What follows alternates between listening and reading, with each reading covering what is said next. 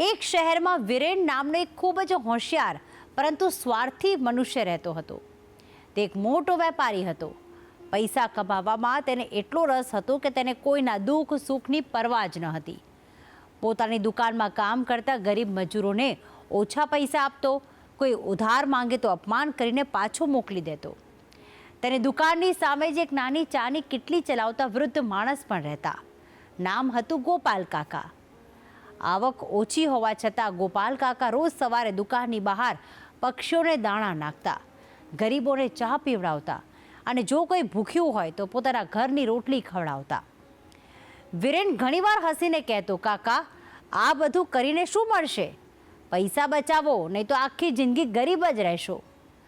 ગોપાલ કાકા હંમેશા હસીને એક જ વાત કહેતા, બેટા, માણસ જે આપે છે એ જ તેને એક દિવસ પરત મળે છે.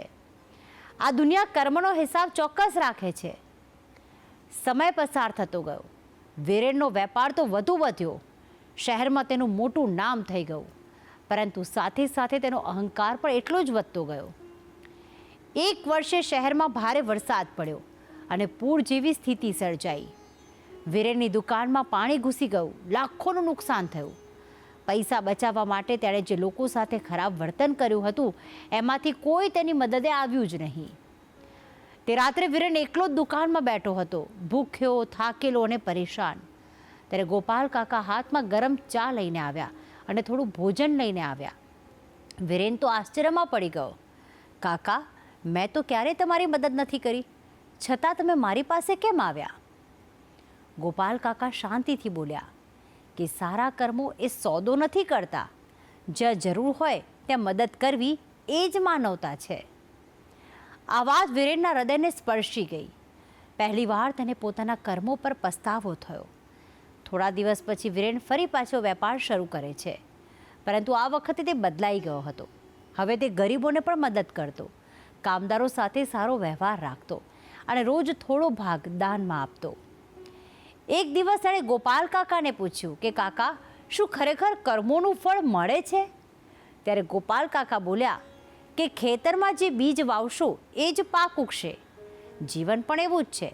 સારા કર્મો શાંતિ આપે છે અને ખરાબ કર્મો એક દિવસ દુઃખ બનીને પાછા આવે છે. તે દિવસ પછી વિરેનને સમજાઈ ગયું કે માણસની સાચી કમાણી પૈસા નહીં, પરંતુ લોકોના દિલમાં બનાવેલી જગ્યા અને કરેલા સારા કર્મો છે. આ વાત એ શીખ આપે છે કે જીવનમાં દરેક કર્મનો હિસાબ થાય છે. સારા કર્મો મોડા મળે પણ વ્યાજ સાથે જરૂર પરત આવે છે. અને હવે આ વાત એક સુવિચાર દ્વારા પણ સમજી લઈએ.